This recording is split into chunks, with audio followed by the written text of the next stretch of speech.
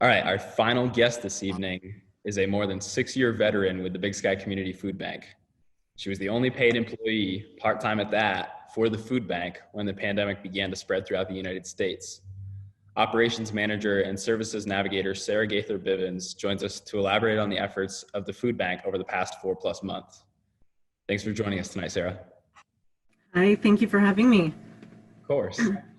So first off, can you explain how the Big Sky Community Food Bank is funded?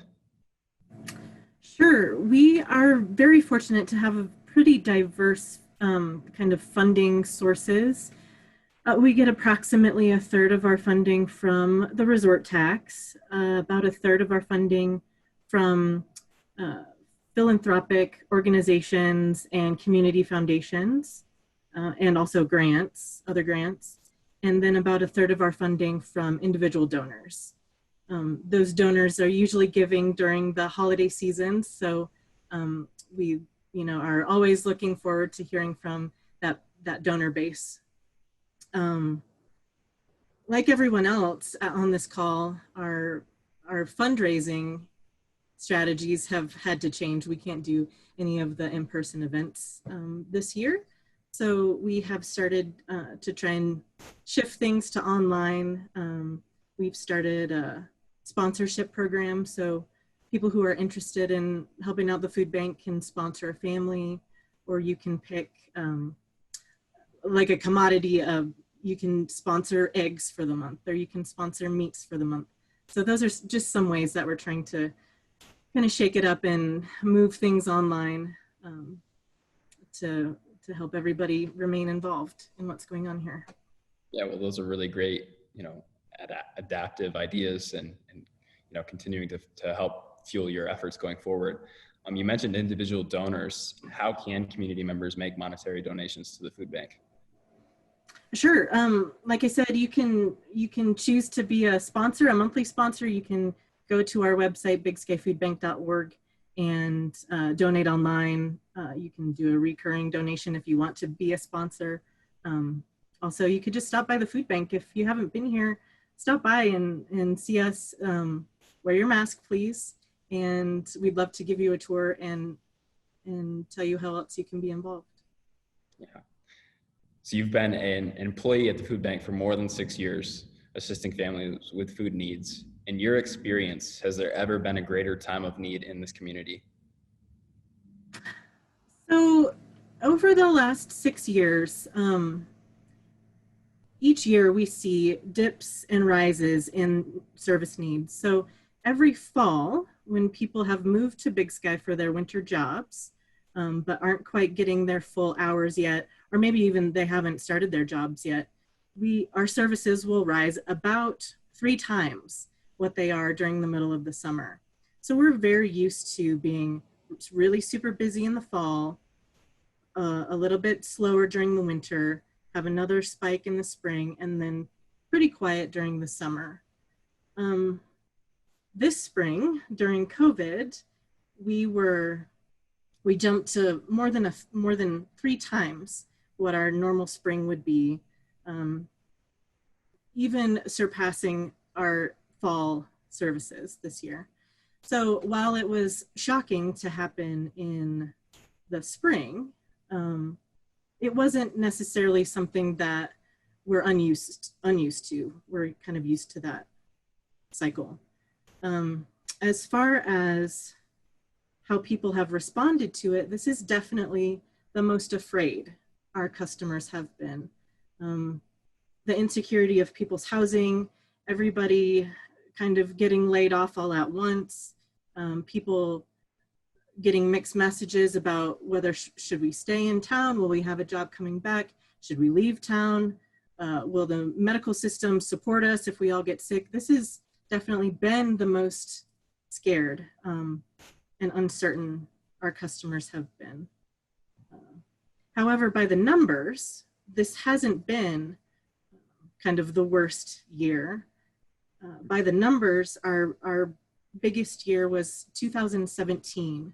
And I think that year was so big for us for different reasons. That was before the minimum wage had been increased. So people were employed here in Big Sky, even getting minimum wage, which is $8.30 an hour. That's really hard to live on in a town like Big Sky, as everyone knows.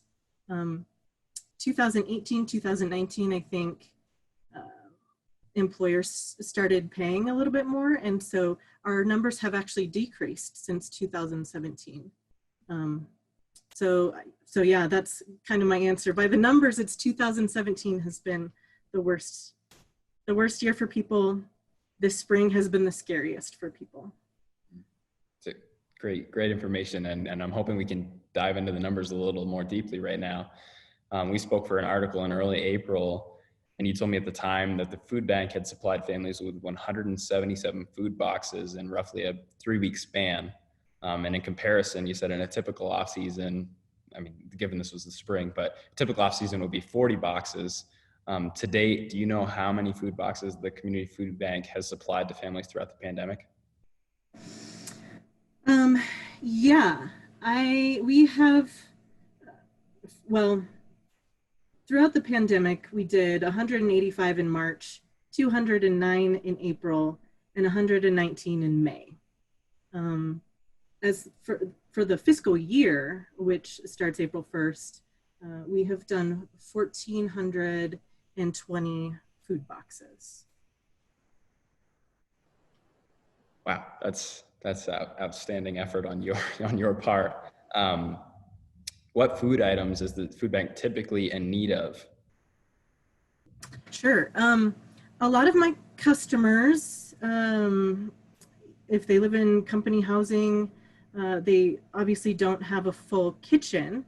So things that are easily cooked in a microwave are always really, we need those kind of things. Things that can be cooked in a crock pot are also really good. I'm always looking for soup. I'm always looking for pasta sauce, and I'm always looking for proteins. So whether that be canned protein or frozen protein, I will take your last year's game if you have extra game that's been processed in a facility. So yeah, proteins, soups, things that can be frozen and things that can be microwaved. Yeah. Well, with those outstanding numbers that you just referred to, prior to the pandemic, you were the only paid employee of the Big Sky Community Food Bank. As businesses shuttered their doors, your staff actually grew. Can you introduce your new staff members and their roles? Sure. Yeah, it's been lovely to be able to bring on 2 new staff people, Lane Hegnes and Candace Brown Miller. They're both on contract until September, and they're totaling about 15 hours a week. Candace has been in the community for about 15 years, I believe. She and her son Harbor would volunteer here years ago, and she was also on my advisory council for a period of time before leaving to travel a little bit. Lane has been on my advisory council for 4 years now, and so I'm very happy that they had time in their schedules to offer here for our operations. Lane is kind of like my customer care guru. She's so wonderful with our customers and is always thinking about people's feelings, how to make them feel welcome, how to make them feel supported, offering different resources to them. Candace is kind of my food service professional. She also works at the Hungry Moose.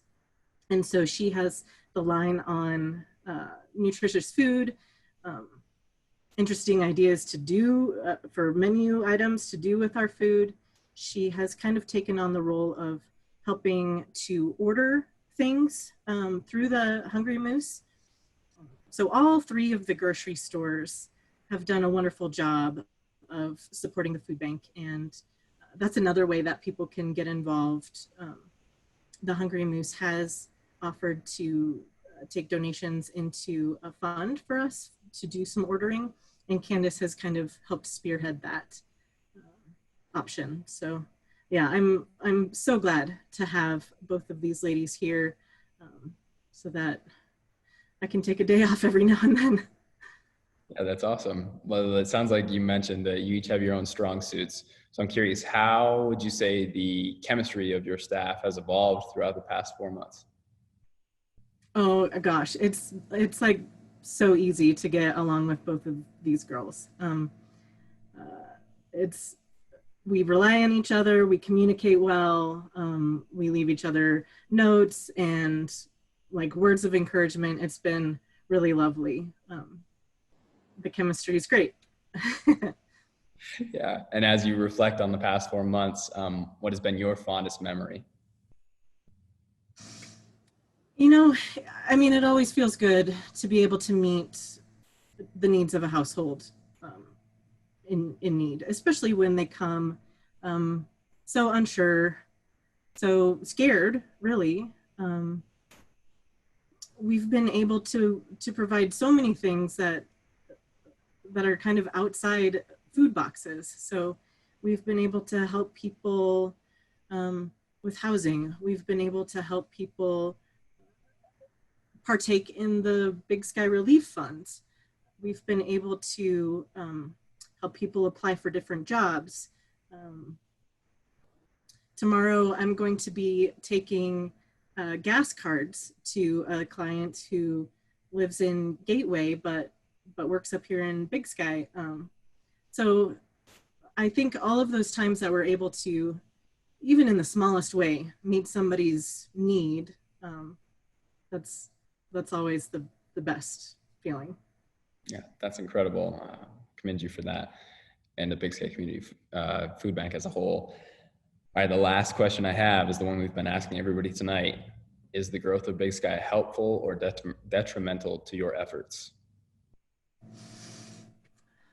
Yeah, I mean, I think we all want to live in a world where food banks don't have to exist, right? We all want to live in a community where people are stably housed and families get paid enough to feed their families, to feed their children. And, you know, until that day, we will be here to meet people's needs.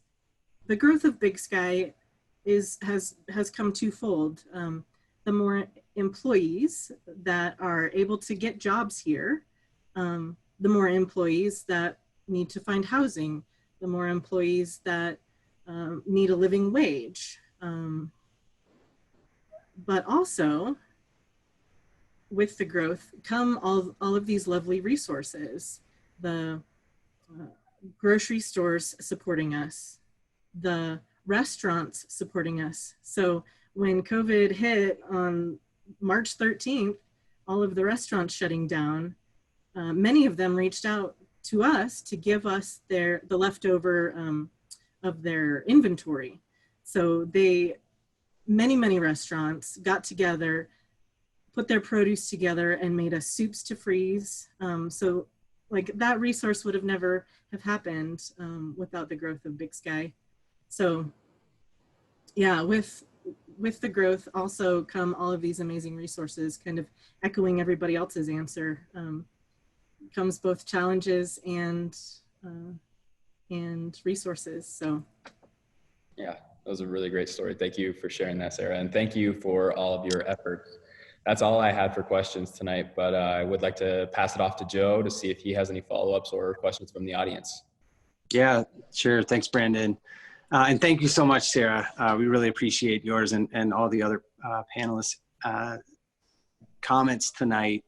I have a follow-up question, you know, so people don't typically think of Big Sky as a community with folks having needs, such as the ones the Community Food Bank provides. You know, what would you say to the people who hold these beliefs? Well, you know, it's the workforce of Big Sky that that needs some extra help. Most of our clients come here just once a year or maybe twice a year during an emergency. And I think everybody can relate to the fact that sometimes you break down, or sometimes you tear your ACL. And these emergencies are things that happen to every household. The difference being that when you're getting paid less than a minimum wage, you don't have the savings to deal with those emergencies, and therefore, you know, you might need a little extra help. So I think, yeah, the message is that there is a workforce in Big Sky. There are people who are bumping your chairs. There are people who are cleaning the rooms. There are people who are serving your drinks, and many of them don't have the safety net to deal with emergencies that happen.